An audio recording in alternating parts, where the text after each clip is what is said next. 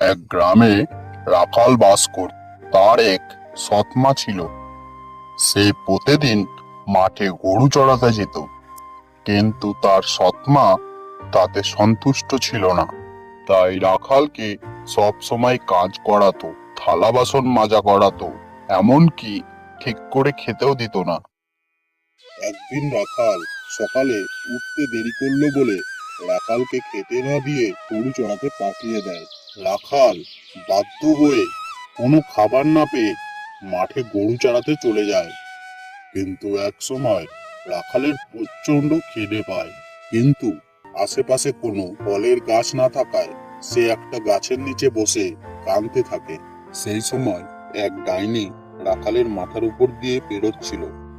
তখন তার কান্না শুনতে পায়।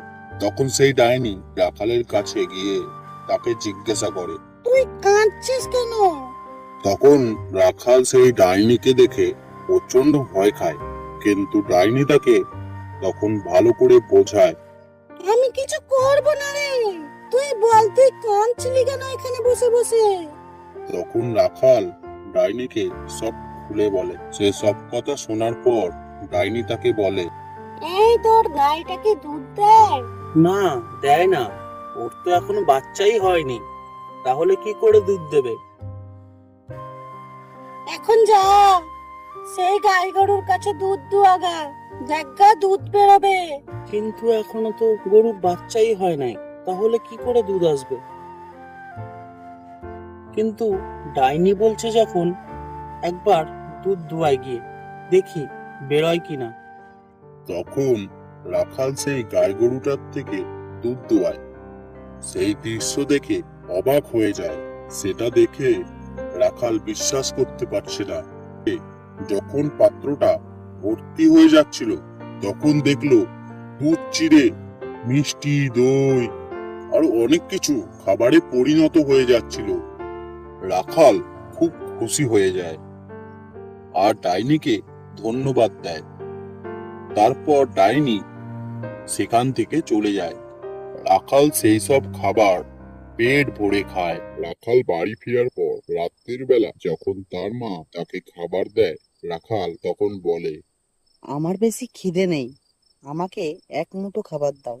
রাখালের কথা শুনে তার মা অবাক হয়ে যায়। সে ভাবে, কি ব্যাপার, সেই সকাল দিয়ে খেয়ে যায়নি, তাহলে এখন অল্প খাবার চাইছে কেন?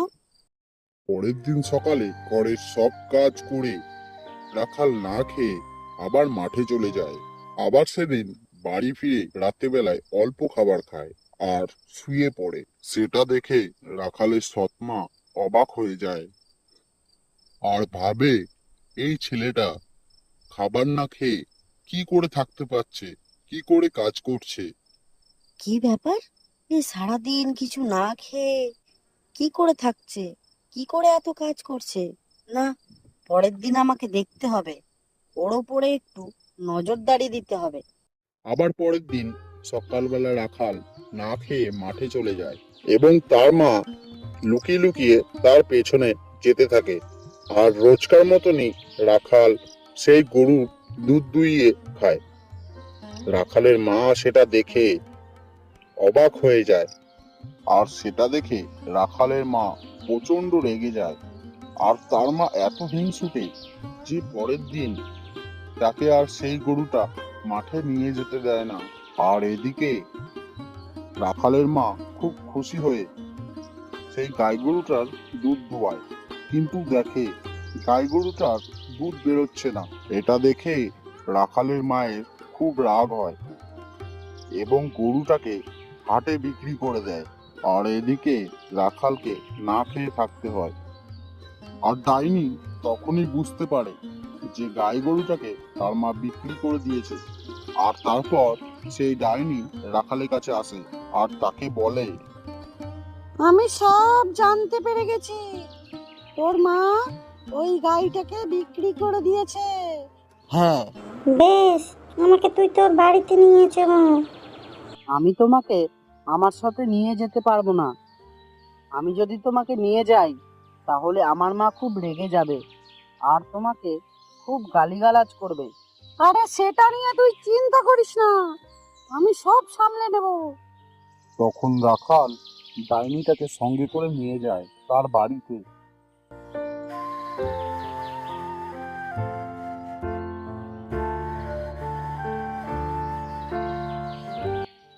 রাখালের ঘরে যাওয়ার সাথে সাথেই তার মা খুব গালিগালাজ করতে থাকে এবং তাকে কাজ করতে লাগিয়ে দেয়।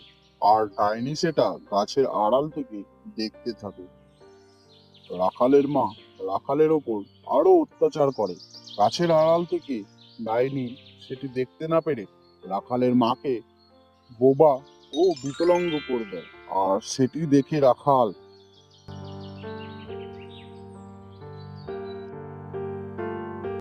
তোমার কি হয়েছে মা? তুমি হঠাৎ চুপ করে গেলে কেন? তুমি কথা বলছো না কেন মা? রাখালের সৎমা রাখালকে এত অত্যাচার করা সত্ত্বেও রাখাল তার এই অবস্থা দেখে প্রচন্ড কান্নাকাটি করে।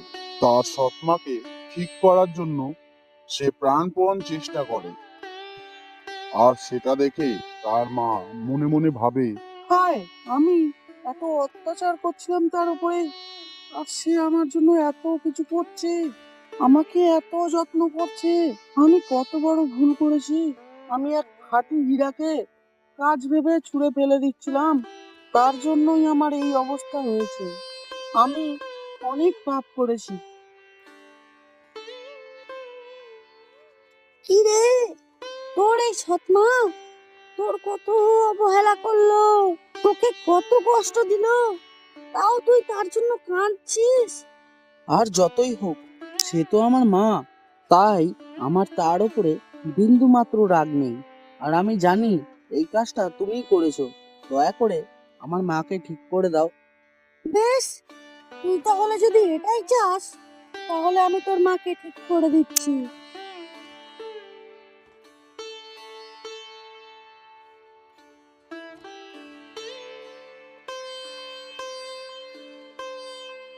আর তারপর ডাইনি রাখালের মাকে সুস্থ করে দিল। আর তারপর থেকে রাখালকে আর তার মা অত্যাচার করে না, আর তাকে নিজের ছেলের মতনই ভালোবাসতো।